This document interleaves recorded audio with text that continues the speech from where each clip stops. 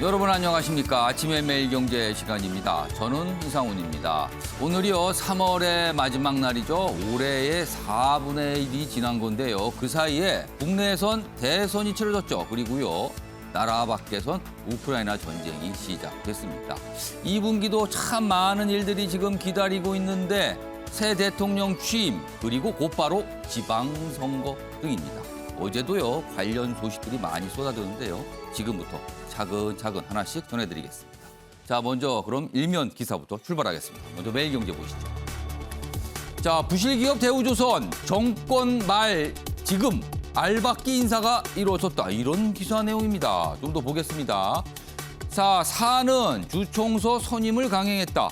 지금요 이 대우조선은 정부의 세금이 들어간 기업입니다.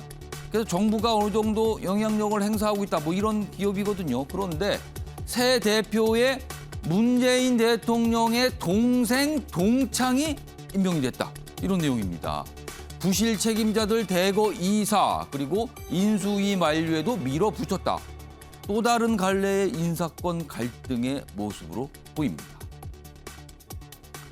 다음은 중앙일보 보시죠. 자, 어제요. 고위공직자들 재산 상황이 공개가 됐거든요. 그래서 오늘 많으신 분들이 이 내용 전하고 있는데 보겠습니다. 임기 말 문정부 고위직 83%가 재산이 늘었다.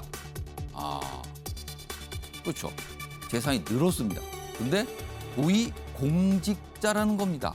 그러니까 국민들이 혹시 뭐 이런 생각을 하게 되는 거죠. 부동산 뭐 이런 거 떠오르기 때문에요. 좀 더 보죠. 자, 여기 보면 한 2천여 명 가까이 재산 공개했는데 평균 16억 원 그리고 전년보다 1억 7천 뭐 이렇게 증가.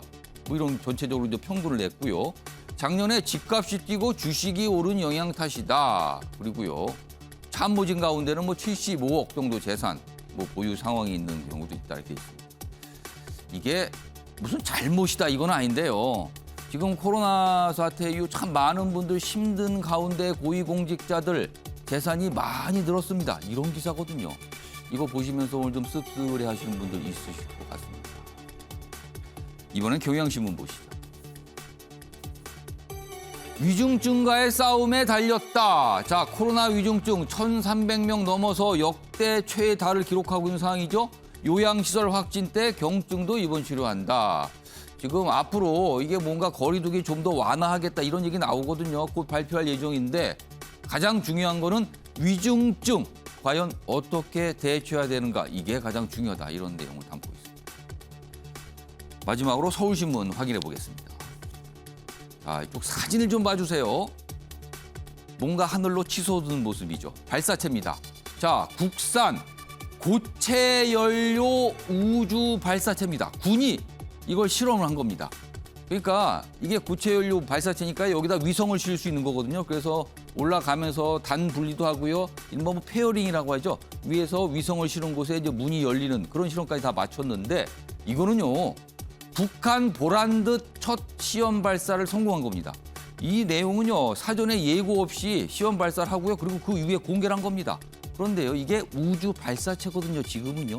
그런데 이 기술을 조금만 활용하면 탄도미사일, 중장거리 탄도미사일도 가능한 기술입니다. 그렇기 때문에 최근에 북한이 ICBM 쏘아 올렸죠.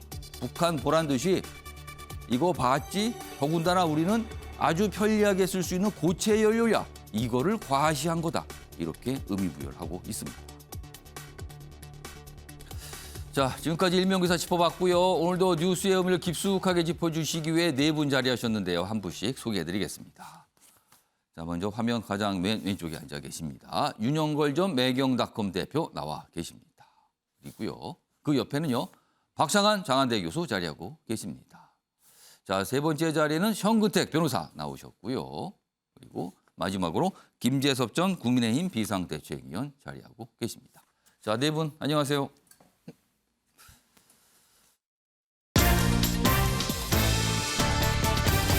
오늘달 주요 이슈들을 네 가지 키워드로 정리했습니다. 아침을 여는 키워드 하나씩 확인해 보겠습니다. 먼저 첫 번째 키워드 보시죠. 부동산 딜레마입니다. 무슨 얘기일까요? 지금 인수위 내부에서 그동안 문재인 정부에서 폈던 부동산 정책 많이 바꾸겠다 이런 얘기 계속 나오고 있거든요. 그런데요. 일부 지역에서 벌써 집값이 들썩이는 모습이 나타나고 있다고 합니다. 그래서 지금 이 규제들을 다 손질하고 풀 경우에는 이거 집값 자극하는 거 아닌가? 이런 내용들이 오늘 소개되고 있습니다. 따라보겠습니다. 두 번째 키워드 보시죠. 계획 있다. 아, 뭔가 계획이 있구나. 이런 뜻인데요. 어제 안철수 인수위원장 총리직 안 한다. 지방선거도 안 나간다. 그리고 당을 위해서 뭔가 하겠다. 이렇게 밝혔거든요. 자, 그렇다면은 뭔가 고사를 한 건데 이게 다 포석이 있다. 오늘 많은 언론들이 이렇게 분석하고 있습니다. 세 번째 보시죠. 압박하는 자, 버티는 자.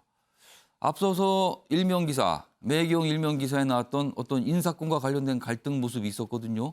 이런 모습이 지금 뭔가 계속 나타나고 있습니다. 나가라고 얘기하는 자, 내가 왜 나가야 되는가? 이게 지금 정권 임기 말에 나타나는 현상이거든요. 이 현상이 앞으로도 계속 반복되는 거 아니냐? 뭔가 좀 본질적인 조치가 있어야 되는 거 아니냐? 이런 얘기 나오고 있습니다. 마지막 키워드 보시죠. 총동원령입니다. 자, 6월 1일 지방선거가 열리는데요. 지금 현재 여당인 더불어민주당 내에서 총동원 얘기가 나왔습니다. 이길 수 있는 후보는 다 모아야 한다. 다 출전시켜야 된다. 이런 얘기가 나오는데요. 당내에서는 또 반발하는 목소리도 있습니다. 자, 아침의 매일경제 첫 번째 이슈는요. 어제 공개가 됐던 공직자 재산, 이 재산 상황입니다. 요거 좀 몇 가지 기사 준비했는데 좀 들여다보겠습니다. 앞서서는 뭐 전체적으로 뭐 부동산과 주식 등등등에서 많이 늘어났다 이런 내용인데 여기는 좀 부동산에 초점을 좀 맞추고 있어요. 문재인 정부 고위공직자 139명 다주택 못 버렸더라.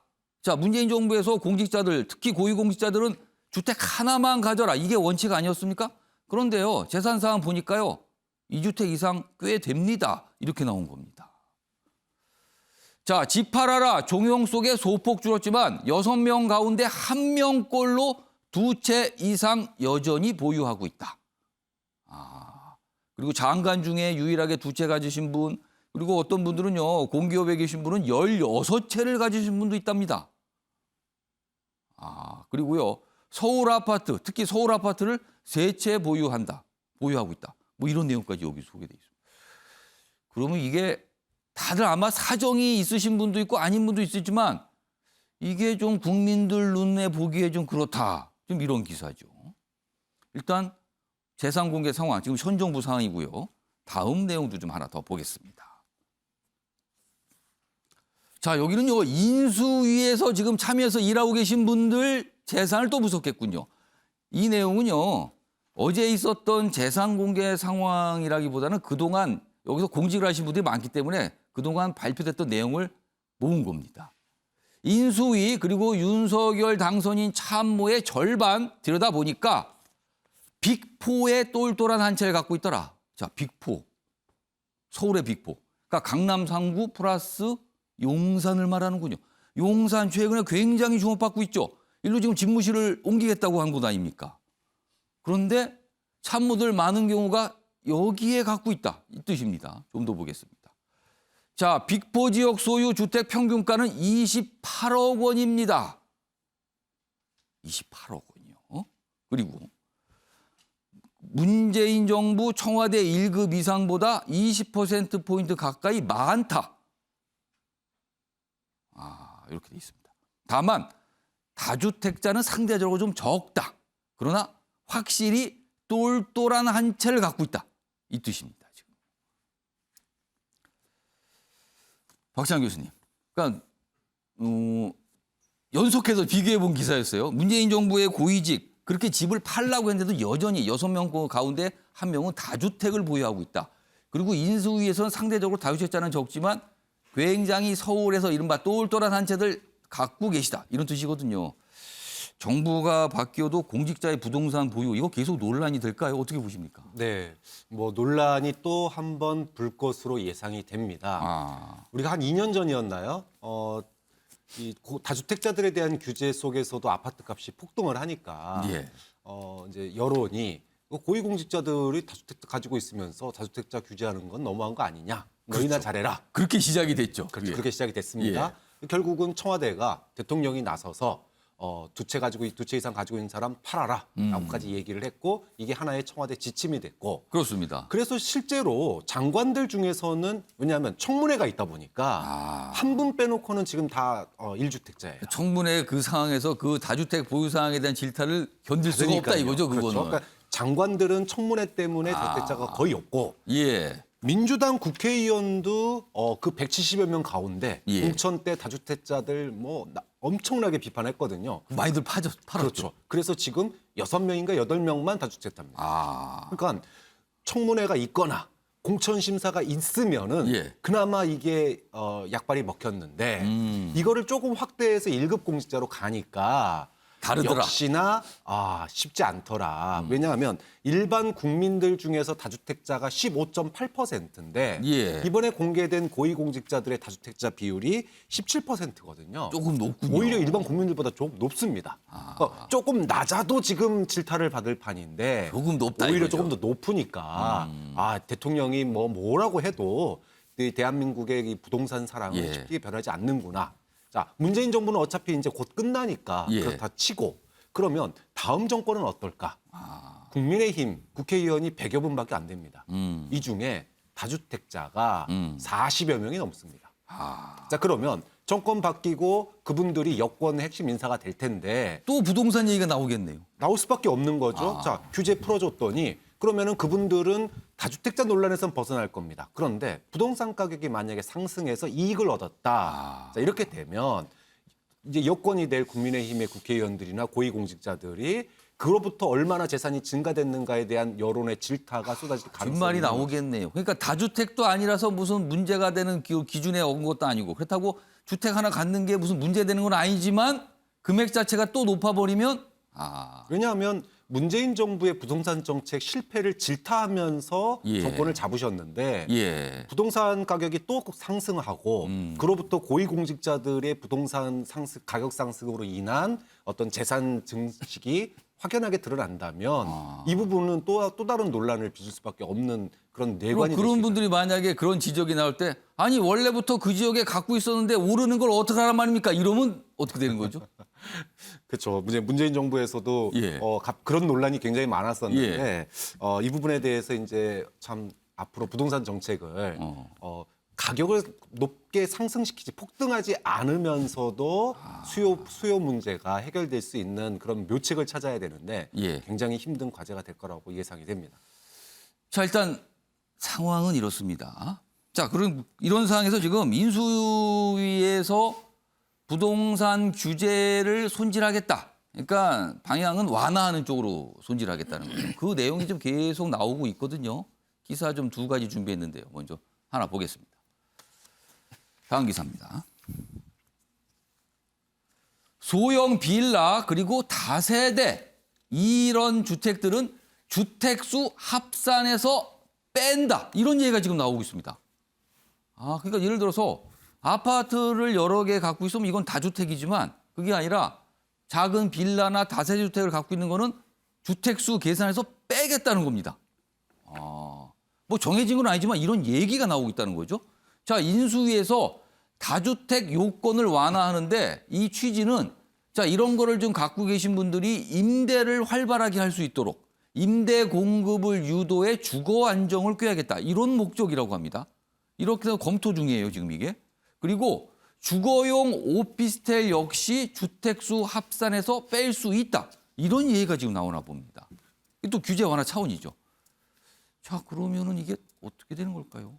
많은 분들이 빌라, 다세대, 오피스텔 이걸 또 선호하는 게 아니냐. 이런 얘기가 나오겠죠. 자, 그럼요. 이 부동산 규제와 관련해서 인수위에서 최근에 내놓은 설명이 있습니다. 들어보시죠. 하나가 금융과 세제 분과, 두 번째가 공급과 주거 복지 분과 두 군데입니다. 9명의 민간 시장 전문가가 자문위원으로 위촉됐습니다. 이 이유는 시장 친화적이고 현장감 있는 논의가 되어야 된다. 부동산 문제는 현장에 답이 있다라는 원칙에 따른 구성이라고 합니다. 관련 기사 하나 더 있는데요. 이어가 보죠. 자, 규제 풀다 집값 질라. 그렇습니다. 앞서서는 그런 내용인데 이런 걱정이 다시 되는 거죠. 윤석열 당선인의 부동산 딜레마다. 부동산 딜레마다. 일단 요 가운데 작은 제목 보겠습니다. 재건축도 규제 완화 기대 커졌는데 지금 일부 지역, 서울 일부 지역 오름세를 보이고 있다는 거예요. 그동안 좀 주춤하고 있다 했는데 다시 오름세를 보인다는 거죠. 자, 집값이 또다시 최근 들어서 앞으로 한두 달 사이 또 오를 경우에는 이거 지방선거에 좋지 않다. 이런 얘기가 나오고 있습니다. 자, 그리고요. 여기 작은 제목으로 보는데 지금 딜레마라 그러는데 어떤 딜레마인지 보겠습니다. 재건축 규제 완화한다. 이런 거 다 지금 공약사항이었거든요. 완화한다지만 이게 지금 과열 조짐을 보일 수 있다. 그래서 인수위 내부에서도 이거 속도 조절 필요하다는 얘기가 나오고요. 두 번째는 다주택자 매물이 나와야 한다. 지금 이거를 노리는 거죠. 이거를 생각하고 있는 건데 양도세, 보유세 이거 다 풀어주면은 집을 팔기보다는 버티기에 들어갈 수 있다. 갖고 있는 게 유리할 수 있다. 이런 판단할 수 있다는 거죠. 그리고요. 전월세 시장 안정을 약속했는데 임대업에 세혜택 주면 소형 주택의 매수가 쏠린다. 그럼 오히려 또 집값이 올라간다. 뭐 이런 겁니다, 지금요. 혹시 이런 걱정들 이렇게 되는 거 아니냐라는. 그래서 딜레마 상황 아니냐 이렇게 지적하고 있습니다. 유영걸 전 대표님. 네. 대선 때 사실 윤석열 당선인이 규제 다 풀겠다. 문재인 정부 했던 부동산 규제는 다 반대로 간다. 이런 취지의 약속들을 했거든요. 그런데 다 풀게 되면 또 집값 너무 자극하는 거 아니야. 이런 걱정이 나옵니다. 딜레마 상황입니까? 그렇죠. 윤석열 새로 태어날 정부의 딜레마죠. 어. 네, 지금 문재인 정권 내내 부동산이 오른 거는 부동산을 정치로 생각했거든요. 예. 그 징벌적 세금이라든지 공급을 안 하고 여러 가지 문제로 산불이 크게 났어요. 예. 근데 지금 국제적인 금융 여건이나 대출 규제나 여러 가지 때문에 지금 시장이 산불이 지금 꺼져갔거든요. 예. 자칫하다가 공약대로 한다면은 다시 산불이 동남풍이 불어가지고 산불이 다시 번질 가능성이. 그 잔불이 다시 커져가고. 그렇죠. 아. 그러니까 너무 시장을 죽여서 홍수가 나도 안 되고 예. 다시 산불이 나도 안 되고 할 수 있는 건 연착륙이죠. 예. 근데 강남에 지금 예를 들면 재건축을 왕창 푼다. 그러면은 호가가 막 뛰지 않겠습니까? 아. 지금 뭐 재건축 용적률이라든지 또 지금 정부에서 규제가 하고 있는 게 재건축 초과이익 분담금 환수, 예. 초과이익 환수. 초과이익 환수. 그렇죠. 그거는 양도세는 팔 거에 대해서 82%를 내지만 예. 초과이익은 새 집을 졌기 때문에 너 그만큼 남은 거 돈 내놓으라는 거거든요. 아. 그러니까 재건축이 안 되는 거죠. 예. 근데 만약에 푼다, 그럼 호가가 뛰겠죠. 아. 또 다주택자가 매물이 나와야 되는데 양도세하고 보유세를 동시에 풀어준다. 또 매물 안 나오겠죠. 재고부담 뭐 별로 없으니까 갖고 있는 게 낫다. 이 판단인 그렇죠. 거죠. 또 그러면. 임대업자 또 새로 해서 세 부담을 줄여준다면 또 소형주택 또 매점 매석하는 사람이 많이 나겠죠. 그리고 앞선 기사에서는 다주택으로 간주 안 할 수도 있다는 얘기까지 나오거든요. 그렇죠. 지금요. 그러니까 산불을 다시 나게 해도 안 되고 연착륙을 해야 되는 거죠. 그래서 저는 윤석열 정부가 정말 잘해야 된다. 저는 해야 하는 일하고 할 수 있는 일하고 구별해야 되거든요. 해야 하는 일은 문재인 정부에서 잘못된 거 한꺼번에 다 없애는 거죠. 근데 그렇게 하면은 더 부작용이 나니까 할 수 있는 일, 할 수 있는 일을 선택해야죠. 전략적 선택. 저는 3단계로 나눠야 된다고 생각해요. 예. 지금 인수위원회에서 지방선거까지 할 수 있는 일, 1단계 제일 쉬운 일, 예. 누구나 공감할 수 있는 일. 예. 그다음에 2단계는 지방선거 끝나고 2년 후 총선까지 할 수 있는 일. 그때도 여소야대니까 예. 힘들거든요. 국회를 통과 안 하면 할 수 있는 일이 없어요. 진짜 힘든 일은 예. 2년 후 총선 후에 국회에서 의석수를 많이 확보해서 그 수로 밀어붙여 3단계로 나눠야 돼요. 그렇지 않고 한꺼번에 하려다가는 예. 부동산이 뒤죽박죽돼서 예. 국정 동력이 완전히 상실됩니다. 과거에 이명박 정부 때 초기에 왜 상실됐냐? 한미 FTA 서두르다가 소고기 개방 미국 가서 얼른 해주고 왔거든요. 근데 해주긴 해줘야 돼요. 노무현 예. 대통령 때도 해주려다가 시간 끈 거예요. 예. 그렇지만 설득 과정이 없었어요. 그러니까 광화문에 그 시위가 났잖아요. 그러니까 광우병 파동 그렇죠. 말씀하시는 4대강도 그래요. 예. 설득이 부족했어요. 근데 이명박 대통령이 서울시장 할 때 청계천 예. 그거는 저도 그 토론에 많이 가봤거든요. 그때 우리나라 유수의 토목 그 교수들, 토목학회장 이런 분들이 예. 청계천 하면은 동대문 운동장에 있는 빌딩들이 다 무너진다고 그랬어요. 거기가 지반이 약해서. 하지만은 이명박 그 서울시장이 설득을 많이 했어요. 아. 설득을 계속 설득하러 다녔어요. 수천 번 아마 만났을 겁니다. 예. 그래서 저는 시간을 1단계, 2단계, 3단계로 나누고 설득하고 시간을 갖고 그리고 전략적 선택하고 예. 예, 임기응변으로 땜빵식으로 하지 말고 길게 보는 부동산 대책을 세우고 저는 처음부터 다시 좀 잘 생각해야 된다. 전략적 선택을 꼭 좀 하라고 권하고 싶습니다. 자, 뭐 여러 가지 인수위 발로 이런 내용이 나오고 있거든요. 그러나 아직 뭐 구체적으로 확정됐다 이건 아니지만 방향을 이렇게 잡고 있다 이런 내용 계속 나오고 있는 상황입니다. 송태 변호사는 어떻게 네네. 보셨습니까? 지금 이 기사 중에요. 소형 빌라라든지 다세대를 주택수에서 뺀다. 예. 보면은 이제 합리적인 것처럼 보이잖아요. 근데 꼭 그렇지 않습니다. 왜냐하면 강남이라든지 재건축이라든지 재개발 지역은 예. 사실은 소형 빌라 같은 게 굉장히 더 가격이 높습니다. 아. 그러니까 면적 기준으로만 했을 때는 문제가 생기는 거예요. 그렇다고 해서 또 그러면 뭐 강남이라든지 뭐 서울만 뺄 수 있냐 그렇지도 않습니다. 그러니까 사실은 뭐 오피스는 좀 다릅니다만 그러니까 면적이 작다 그래서 가격이 싸냐? 꼭 그렇지 않다는 거예요. 그러니까 재건축, 그러니까 재개발 이런 걸 생각한다는 그렇죠. 재개발, 거죠. 재건축 지역은 오히려 더 거기에 투기꾼이 몰릴 가능성이 예. 있습니다. 그렇다 본다 그러면 지금 신호들이 계속 그렇습니다. 다주택자들에 대해서 뭐 양도세라든지 아니면 종부세라든지 이거 예. 빼준다 그러잖아요. 그러다 보니까 그동안에 우리나라 부동산 가격이 오르는 패턴이 비슷합니다. 강남이라든지 목동이라든지 그러니까 재건축 수요가 있는 데들이 가격이 오르면 예. 그다음에 이제 인근 지역이 오릅니다. 그러면 또 경기도권이 오르고 그다음에 지방이 오르고 그게 순서였거든요. 근데 지금 한 작년 정도부터 부동산 가격이 조금 이제 안정화되는 국면에 있었어요. 예. 하락 국면도 있었고 전체적으로 조금 이제 떨어지는 국면이었는데 이제 어쨌든 윤석열 그 당선인이 당선되면서 규제 풀어준다 그러니까 사실은 지금 강남이라든지 아니면 여의도 목동이라든지 재건축이 좀 남아있는데 가격이 오르고 있거든요. 그러니까 사실 윤석열 당선인이 대선 기간 동안 계속 규제 풀겠다를 그 핵심 공약으로 삼았거든요. 그렇죠. 지금요. 그러니까 결국은 재건축, 재개발 풀어주겠다. 예. 그렇기 때문에 지금 아마 1기 신도시도 거의 30년 됐거든요. 30년 되면 거의 뭐 풀어주겠다. 예. 이렇게 얘기하고 있어서 저는 사실은 어느 정도 안정화가 필요한 시점에 약간 이거를 상승 측면으로 올리는 측면이 있어서 예. 저는 이게 아마 뇌관이 될 수도 있다. 왜냐하면 사실은 그동안 막 돈이 많이 풀려서 가격이 올랐는데 이게 조금 하락 국면이다가 다시 반등되는 예. 측면이 있어서 제가 보기에는 이 주택 규제라든지 대출 규제 시험을 쉽게 볼 건 아니다 이렇게 보고 있습니다. 예. 김재섭 전 비대위원. 그러니까 일시적으로 재건축 재개발이 그 완화가 된다 그러면 일시적으로 가격이 오를 수밖에 없습니다. 예. 결국 중요한 것은 장기적으로 주택 가격을 안정화시킬 수 있느냐 예. 그것을 보고 좀 장기적으로 충분한 공급을 하느냐 저는 이 문제에 달려 있다고 생각을 하고 일시적으로 지금 가격이 오르는 것 때문에 윤석열 당선인이 원래 국민들께 공약했던 부분들을 철회하거나 하면 예. 오히려 저는 부동산 시장에 더 큰 혼란을 줄 수 있다고 생각이 됩니다. 그 이제 앞서서 우리 뭐 다주택자의 경우에도 예. 사실 지금 국가가 모든 공급을 임대 사업자 공급을 다 할 수가 없습니다. 결국 민간 사업자들에게 예.